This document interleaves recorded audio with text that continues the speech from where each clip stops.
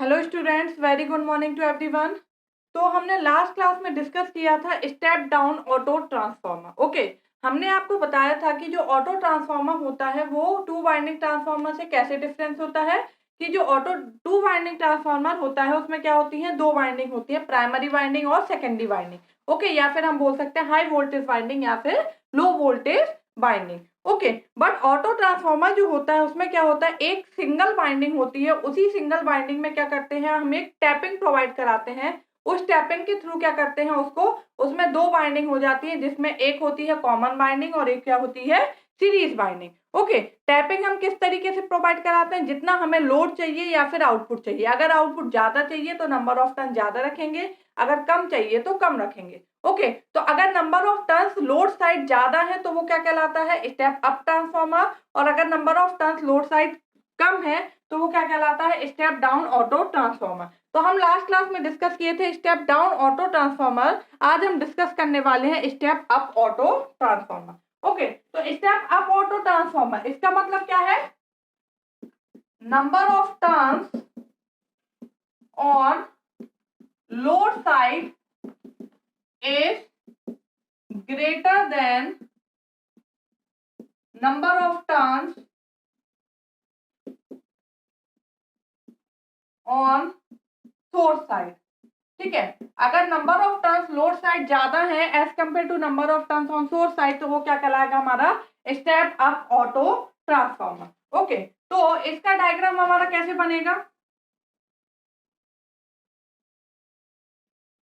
ये हमने लिया कुछ इस तरीके से।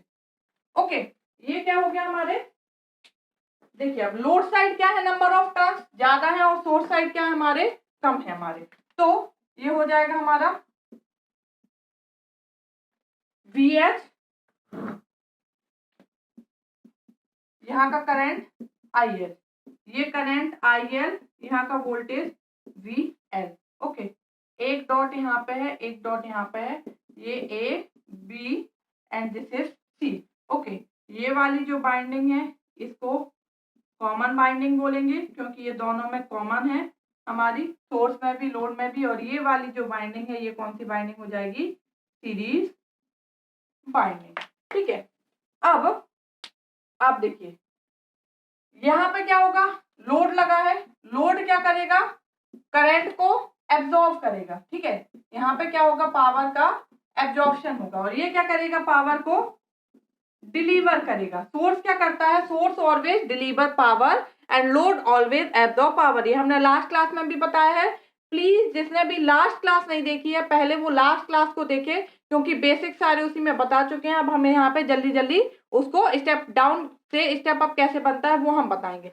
तो आप पहले लास्ट क्लास देखें तो आपको एक एक चीज क्लियर होगी कि हमने क्या क्या बताया है। ठीक है, तो मैंने आपको बोला है कि सोर्स क्या करता है, पावर डिलीवर करता है, लोड एब्जॉर्ब करता है पावर को। ओके, तो यहाँ से क्या कर रहा है, पावर एब्जॉर्ब कर रहा है, ये करंट हमारा कुछ इस तरीके से जा रहा है। ठीक है, मतलब ये जो डॉट है ये करंट इसमें क्या हो रहा है, एंटर हो रहा है, तो इस डॉट से करंट क्या होगा, हमारा लीव करेगा। ओके, हमने आपको बताया है कि एक डॉट से अगर करंट एंटर कर रहा है तो दूसरे डॉट से करंट क्या करेगा, लीव करेगा। तो यहाँ पे ये करंट ऐसे जा रहा है, मतलब करंट की डायरेक्शन कुछ ऐसे, मतलब इस डॉट में करंट एंटर कर रहा है तो इस डॉट से करंट क्या करेगा, लीव, मतलब यहाँ पे करंट की डायरेक्शन कुछ इस तरीके से बनेगी। ठीक है, तो इस डॉट पे अगर हम KCL लगाते हैं एट पॉइंट बी पे, ठीक है, at point B apply KCL, suppose इसको मान लिया हमने I है, तो यहाँ पे क्या होगा, KCL यहाँ से ये करंट एंटर कर रहा है और ये दोनों क्या कर रहे हैं, लीव कर रहे हैं। मतलब IL इक्वल टू क्या आ जाएगा, I प्लस IH।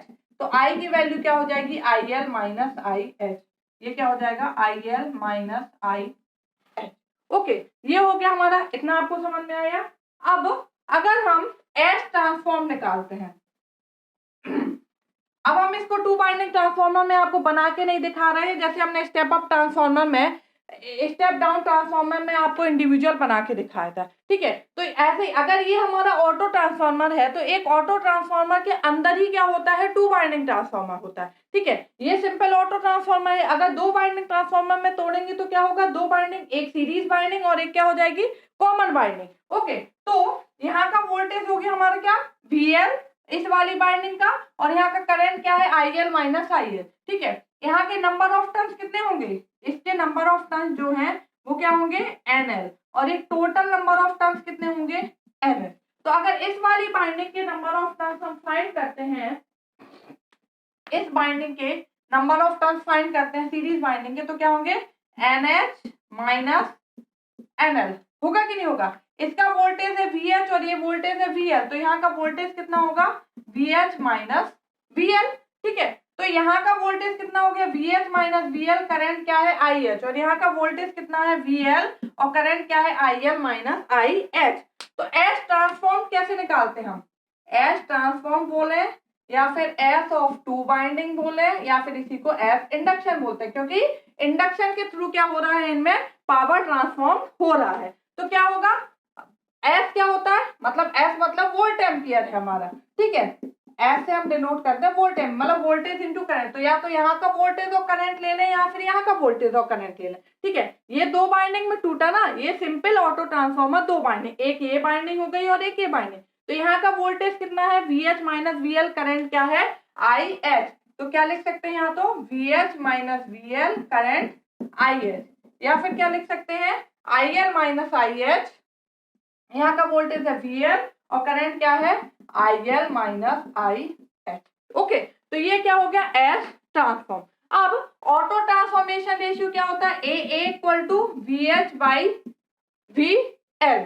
ओके, तो यहां से अगर हम VL की वैल्यू निकालें तो VL क्या हो जाएगा VH बाय AA। यहां से ये वाला लेके चलते हैं कोई भी एक टर्म, तो S ट्रांसफॉर्म्ड इक्वल टू क्या होगा VH minus VL into IL। VL की जगह अगर हम ये रख देते हैं तो क्या होगा VH by AA into IH। VH common अगर ले लेते हैं तो क्या होगा 1 minus 1 by AA into IH। Okay, मतलब VH IH into 1 minus 1 by AA, ये क्या हो गया S ट्रांसफॉर्म। अब VH IH क्या होता है हमारा S ऑटो। कैसे, ऑटो ट्रांसफॉर्मर का अगर वोल्ट एम्पियर निकालना है तो क्या होगा, ऑटो ट्रांसफॉर्मर का वोल्टेज करंट दोनों एक बाइंडिंग ये है, यहाँ का वोल्टेज और करंट क्या है VL IL, यहाँ का वोल्टेज क्या है VH और करंट क्या है IL। तो VH IH S auto equal to क्या लिख सकते हैं हम VH IH या फिर VL IL। ठीक है, तो VH IH की जगह क्या रख देंगे अगर S ऑटो, तो S ट्रांसफॉर्म जो है वो कितना आ जाएगा हमारा S auto into 1 minus 1 by A। Okay, तो जब आपने स्टेप डाउन ऑटो ट्रांसफॉर्मर हमने बताया था तब भी यही आ रहा था same, S transformed equal to क्या था S auto into 1 minus 1 by A। ठीक है,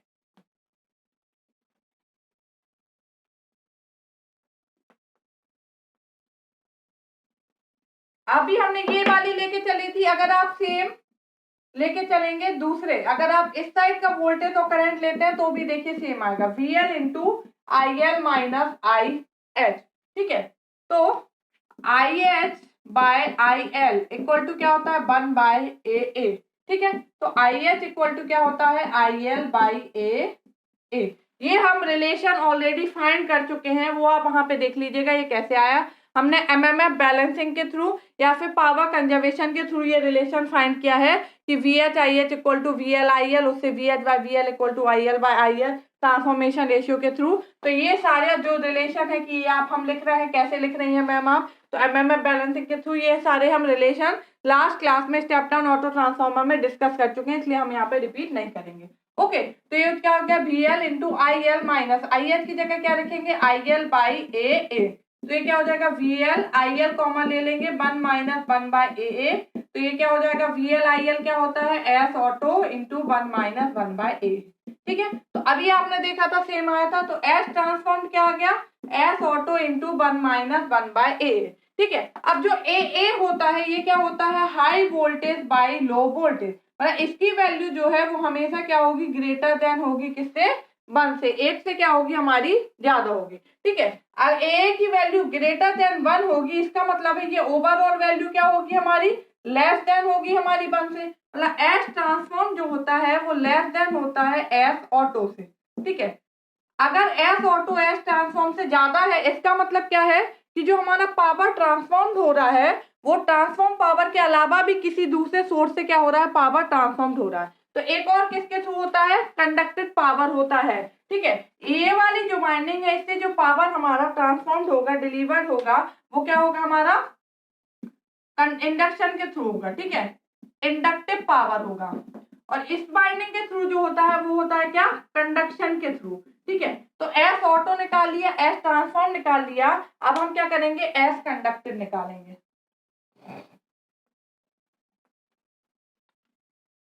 तो एस कंडक्टिव क्या होगा, या तो हम एक फॉर्मूले के थ्रू निकाल सकते हैं, हमने आपको बताया था यहाँ का वोल्टेज लें और यहाँ का करंट लें। यहाँ का वोल्टेज कितना है, VL IH। ठीक है, या फिर यहाँ का करंट ले, यहाँ से करंट कितना आ रहा है, सोर्स से IL, और यहाँ का वोल्टेज कितना है, VS, तो IL VS इस तरीके से लिख सकते हैं हम। तो अगर इससे लेंगे तो IH by IL equal to क्या होता है, 1/AA। तो यहाँ से हम IH अगर फाइंड करें तो क्या होगा, IL बाई AA। यहाँ से हम वैल्यू अगर फाइंड करें तो क्या होगा, F conducted equal to VL। IH की जगह हम ये वैल्यू रख सकते हैं, IL बाय AA। ठीक है, और VL IL क्या होता है, S ऑटो बाय AA। तो कंडक्टेड पावर कितना आ गया, S ऑटो बाय AA। ठीक है, या फिर हम ऐसे निकाल सकते हैं कि S ऑटो जो है वो किस किस का सम होगा, S transform plus S conducted. S transform हमने निकाला था ऑलरेडी, S ऑटो क्या होता है, 1 minus 1/AA plus S of conducted power. ठीक है, तो एस कंडक्टिव अगर हमें निकालना है, कंडक्टेड पावर कितना होगा, तो क्या हो जाएगा, S auto minus S auto into 1 minus 1/AA। S auto common ले लें, ये क्या हो जाएगा, 1 माइनस 1/AA।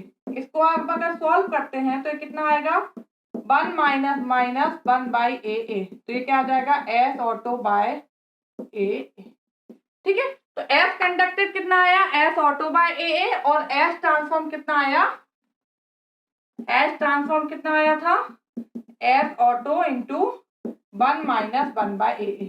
तो आप देखिएगा, आप लास्ट क्लास में देखिएगा, जो हमने लास्ट क्लास में डिस्कशन किया था उसमें और इसमें दोनों में सेम आए। तो चाहे हमारा स्टेप अप ऑटो ट्रांसफॉर्मर हो चाहे स्टेप डाउन ट्रांसफॉर्मर हो, ये जो फॉर्मूला है वो सेम आता है कि जो ट्रांसफॉर्म के थ्रू हो रहा है या फिर इंडक्टेड वोल्ट एम्पियर है वो क्या है, S auto into 1 minus 1/AA, और जो हमारा कंडक्टेड वोल्ट एम्पियर है वो है एस ऑटो बाई AA। ठीक है, तो चाहे आप स्टेप अप बना लें चाहे स्टेप डाउन ऑटो ट्रांसफॉर्मर बना लें, दोनों में क्या आएगा हमारा, एकदम सेम आएगा हमारा, कोई उनमें डिफरेंस नहीं होगा। तो ये था हमारा क्या, step up auto transformer, step down auto transformer के किस तरीके से और ट्रांसफॉर्मर जो है वो स्टेप अप की तरह वर्क करेगा। तो ये फॉर्मूले सेम आएंगे, तो इनको आप मगअप कर लीजिए, याद कर लीजिए, एक जगह लिख लीजिए। आपको फाइंड करना भी हमने बताया कि किस तरीके से फाइंड करते हैं आप, बाकी आप उसको डायरेक्ट याद भी कर सकते हैं क्योंकि कॉम्पिटेटिव एग्जाम में सीधे फॉर्मूले वाइज क्वेश्चन आ जाएंगे। आपको दे दिया जाएगा, सपोज ऑटो ट्रांसफॉर्मर दे दिया, वोल्ट एम्पियर दे दिया और ट्रांसफॉर्मेशन रेशियो दे दिया, उसके बाद आपसे ट्रांसफॉर्म वोल्ट एम्पियर पूछ लिया और कंडक्टेड वोल्ट एम्पियर पूछ लिया कि कितना ट्रांसफॉर्म इंडक्शन के थ्रू ट्रांसफर हो रहा है, कितना हमारा इंडक्शन कंडक्शन के थ्रू हो रहा है। तो आपको फॉर्मूले याद होना चाहिए, तो आप डायरेक्टली फाइंड कर सकते हैं या फिर आप इस तरीके से बना के भी फाइंड कर सकते हैं। तो अगर आपका थ्योरेटिकल एग्जाम होता है, कोई कॉम्पिटिशन एग्जाम नहीं है, तो आपसे पूरा डेरिवेशन पूछा जाएगा कि auto transform step up auto transformer कैसे बनाएंगे, स्टेप डाउन ऑटो ट्रांसफॉर्मर कैसे बनाएंगे,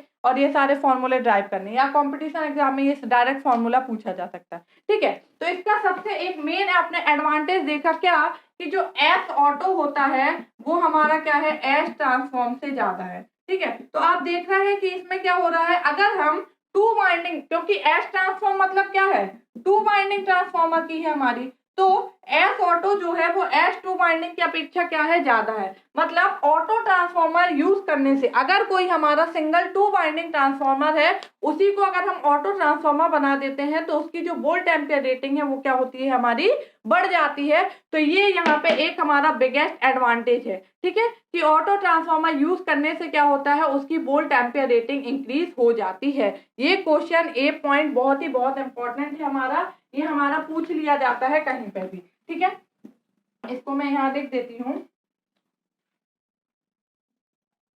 auto transformer volt ampere rating is higher than two winding transformer. Okay, and this is a big advantage of auto transformer. ठीक है कि auto transformer use करने से क्या होता है, उसकी जो वोल्ट एम्पियर रेटिंग है वो क्या होती है, हमारी इंक्रीज हो जाती है. ये ऑटो ट्रांसफॉर्मर यूज करने का बहुत बड़ा एडवांटेज है. ओके, तो आज की क्लास के लिए इतना ही. नेक्स्ट क्लास में हम डिस्कस करेंगे कि कैसे हम टू वाइंडिंग ट्रांसफॉर्मर से ऑटो ट्रांसफॉर्मर बनाते हैं. Okay, thank you.